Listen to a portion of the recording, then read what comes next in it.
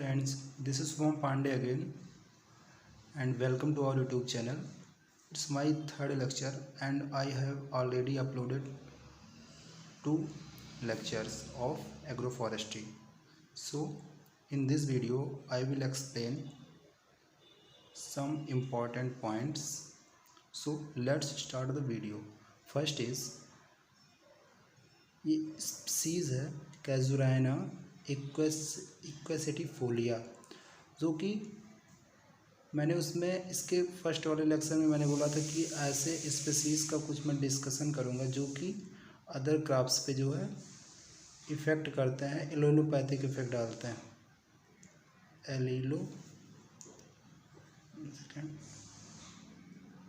एलोलोपैथिक effect on other crops.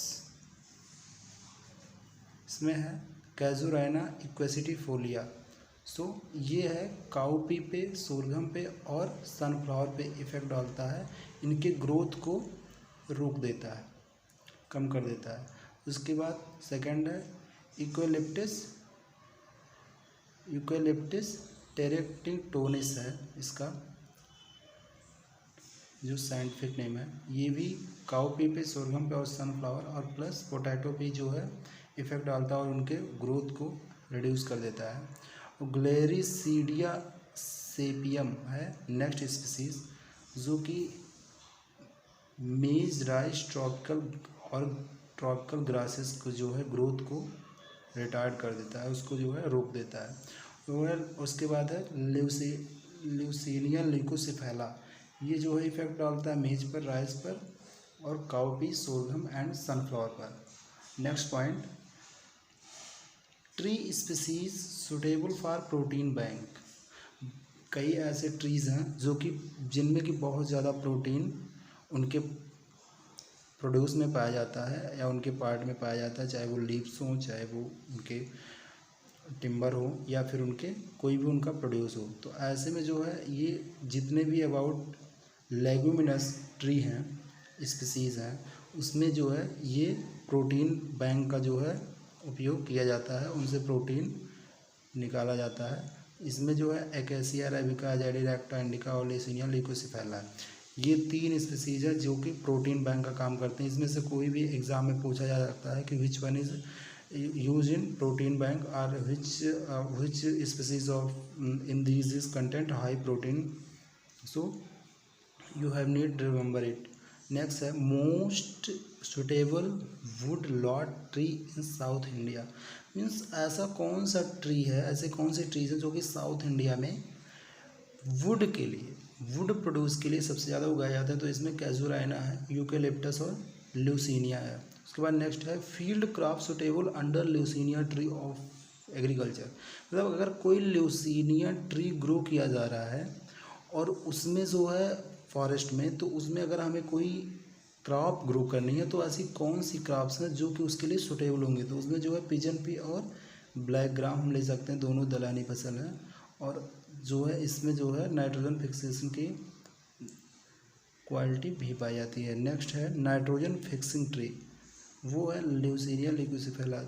ये जो आपका कई ऐसे प्लांट्स और ऐसे स्पीसीज हैं जो कि नाइट्रोजन फिक्सिंग करते हैं, ये एग्ज़ाम के पॉइंट ऑफ व्यू से बहुत इंपॉर्टेंट है, क्योंकि नाउ डेज गवर्नमेंट भी प्रमोट कर रही है एग्रो फॉरेस्ट्री को, जिसमें कि क्योंकि उससे जो है वो अपने फॉरेस्ट को कंजर्व करना है और उसमें जो है अगर कल्टीवेशन किया जा रहा है तो उससे डबल बेनिफिट है, क्रॉप प्रोडक्शन भी होगा और उसके जो है इन्वायरमेंट को भी कोई इफेक्ट नहीं जाएगा। तो इसलिए जो है ये बहुत ही इम्पॉर्टेंट पॉइंट ऑफ व्यू से किसी भी एग्ज़ाम में पूछा जा सकता है। सो इसको आप सब एक एक याद कर लीजिए।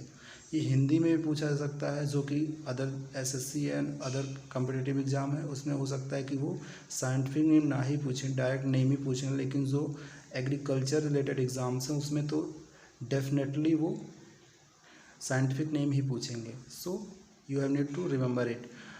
नेक्स्ट है फॉडर प्रोड्यूसिंग ट्री। ऐसा कौन सा प्लांट है जो कि फॉडर प्रोड्यूस करता है? प्रोसोप्सिस सिनेरेरिया, ये बहुत फेमस ही प्लांट है जिसमें कि बहुत ही जो है ज़्यादा उसमें पत्तियां निकलती हैं और इसीलिए जो इसकी पत्तियां जो होती हैं वो लाइक करते हैं कई एनिमल जो कि बोबाइन फैमिली से बिलोंग करते हैं, वो सब इनको लाइक करते हैं। नेक्स्ट है फ्यूल वुड ट्री। ऐसा कौन सा ट्री है जिससे कि फ्यूल जो है प्रोड्यूस होता है, तो है एल्बीजिया लेबैक। और बायोफ्यूल के लिए जेट्रोफा यूज होता है। ये बहुत पूछा जाता है अक्सर एग्जाम में, कौन सा ऐसा ट्री है जो कि कौन सा ऐसा पौधा है जो कि बायोफ्यूल के लिए यूज़ किया जाता है। उसके बाद ग्रीन मैरोनिंग ट्री जो है थेसेप्सिया और पोपुलेनिया, ये जो है ग्रीन मैरोनिंग के लिए यूज होने वाला ट्री है। आप ट्री को ध्यान में रखिए, यहाँ की जो बात हो रही मेन रूप से यहाँ जो है वो सब ट्री है, पेरिनियल है, यहाँ पे क्रॉप की बात नहीं हो रही, सब ट्री की बात हो रही, सब अबाउट ऑल जो है कंटेंट है वो फॉरेस्ट्री से रिलेटेड है, क्योंकि हम एग्रो फॉरेस्ट्री का पढ़ रहे हैं, उसमें एग्रोनॉमी को, एग्रीकल्चर को इंक्लूड किया गया फॉरेस्ट्री में। सो यहाँ पे जो इम्पोर्टेंस है, ज़्यादातर जो कंटेंट मिलेंगे वो आपको फॉरेस्ट्री से मिलेंगे। सिर्फ उसमें क्या उपयोगिता एग्रीकल्चर की, उतने के लिए आपको एग्रीकल्चर और या एग्रोनॉमी क्रॉप्स को इसमें पढ़ना है।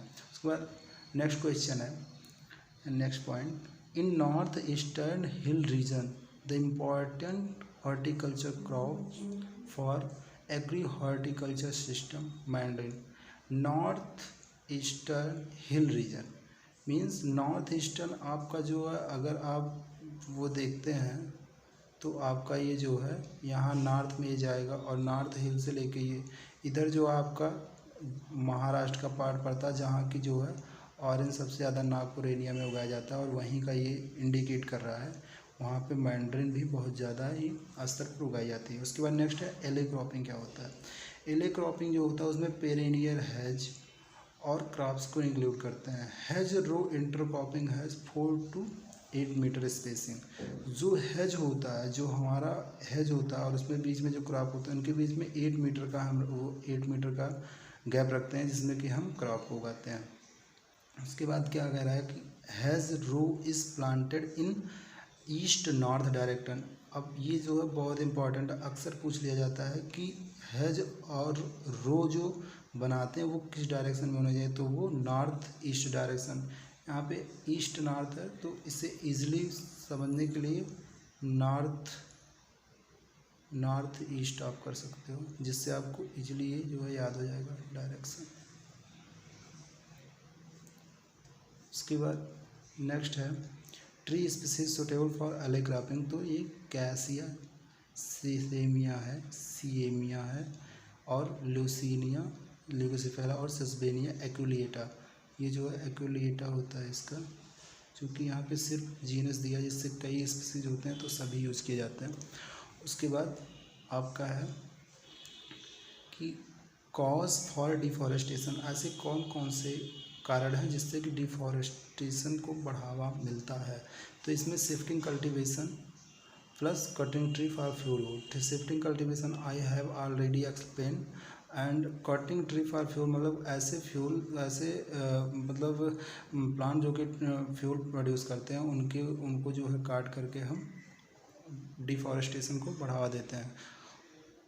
उसके बाद नेक्स्ट है main purpose of shifting cultivation झूम कल्टीवेशन। जो झूम का शिफ्टिंग कल्टीवेशन को ही झूम कल्टीवेशन कहा जाता है। और इसका मेन रीज़न क्या बताया गया, तो मेन रीज़न जो होता है वो हमें क्रॉप ग्रो करना होता है और क्रॉप ग्रो करने के लिए हमें फर्टिलिटी की ज़रूरत होती है और इस फर्टिलिटी को हम जो है रिस्टोर करते हैं इसको जो है बर्न करके। उसके बाद नेक्स्ट है फॉडर अवेलेबिलिटी इन इंडिया इस 450 मिलियन टन है, बट नाउ डेज ये रिड्यूस ही होता जा रहा है क्योंकि जो फॉडर है वो धीरे धीरे कम हो जा रहा है और हम मेनली डिपेंड जो है स्टोर्स पे होते जा रहे हैं, क्योंकि जो चारागाह हैं वो धीरे धीरे ख़त्म हो रहे हैं और फॉरेस्ट में भी जो है अब ऐसे फॉरेस्ट की कमी पाई जाती है जो सदाबहार हो, जिनसे कि हम जो है पशुओं के लिए जो है चारा जो है इकट्ठा कर सके। तो यहाँ पे फॉडर अवेलेबिलिटी जो है धीरे धीरे रिड्यूस हो रही है और प्रेजेंट में ये 280 मिलियन टन ओनली प्रोड्यूस हो रहा है। मल्टीपर्पज़ ट्री स्पीसीज जो है एल्बेजिया लेबेक अभी आपको पता था, जैसे ये इससे जो है फ्यूल भी प्रोड्यूस होता है और इसके जो है जो टिम्बर भी प्रोड्यूस होता है, तो इसीलिए जो है ये मल्टीपर्पज़ ट्री स्पीसीज है। उसके बाद फास्ट ग्रोइंग ट्री स्पीसीज कौन था? यूकेलिप्टस। आपको पता है, आपने देखा भी होगा कि कई जगह जो है यूकेलिप्टस जो है वो बहुत फास्ट ग्रो करते हैं। उसके बाद नेक्स्ट है subabul is also called miracle tree. Miracle tree इसे कहते हैं। It provide fodder fuel. इसे भी जैसे मल्टीपर्पज़ आपने अभी पढ़ा लेवक, वैसे ही इसका भी रोल है, लेकिन ये वो तो मल्टीपर्पज़ है। इसका मतलब कि वो जो है मल्टीपर्पज़ का मतलब जो है इसमें दो चार होंगे, लेकिन इसके कई यूज़ हैं। और क्योंकि ये कई ऐसे वेस्ट लैंड होते हैं जहाँ पे सोल का यूज़ किया जाता है। उसके बाद फाडर के फ्यूल के लिए, पल्प के लिए, वुड के लिए और टिम्बर के लिए। So it's a miracle tree. आपको याद होना चाहिए, बहुत ही कॉमन क्वेश्चन बन जाता है ये, लेकिन ये कि याद नहीं आता तो बता नहीं पाते हैं, इसलिए इसको आप रिमेम्बर रखिए। उसके बाद है bio drainage plant eucalyptus tereticornis. ये जो है ये बायो ड्रेनेज प्लांट है जो कि काफ़ी मात्रा में वाटर को एब्जॉर्ब करता है, जिससे कि जो है ये एक हाइड्रोजन साइकिल जो होता है उसमें हेल्प करता है और जो ड्रेनेज होता है उसको रिड्यूस करता है। उसके बाद नेक्स्ट है intercropping is the most appropriate and effective type of cultivation in forest. Intercropping तो है ये, इंटरक्रॉपिंग के अंतर्गत ही जो है हम एग्रो फॉरेस्ट्री को फॉलो करते हैं, क्योंकि एग्रो फॉरेस्ट्री में जो है ट्री को उगाते हैं उनके बीच में जो हम प्लस क्रॉप को ले लेते हैं, तो इसलिए जो है ये जो है इंटरक्रॉपिंग बहुत ही अप्रोप्रिएट है इसमें। उसके बाद ऑयल परसेंटेज बायोफ्यूल, कुछ ऐसे जो प्लांट्स हैं जिनको हमने ऑलरेडी मेंशन किया है, उसमें से कितने परसेंट ऑयल प्रोड्यूस किए जाते हैं ये मैं आपको एक्सप्लेन कर रहा हूँ। फर्स्ट है जेट्रोफा, जिससे 35% इसके सीड से जो है प्राप्त होता है 35% ऑयल। एंड पोंग में आपने नाप रहा है जो कि जिसे कराज भी कहते हैं, उससे जो है 25 से 28%, 25 to 28% ऑयल प्रोड्यूस होता है। So thank you for watching video. I hope these questions are useful for your all entrance exam and other competitive exam. This is most useful for you, and please subscribe and share my channel and like this video. If you have any query or if you want to lecture of any specific topic, you can do in comment. I will try to provide you. Thank you.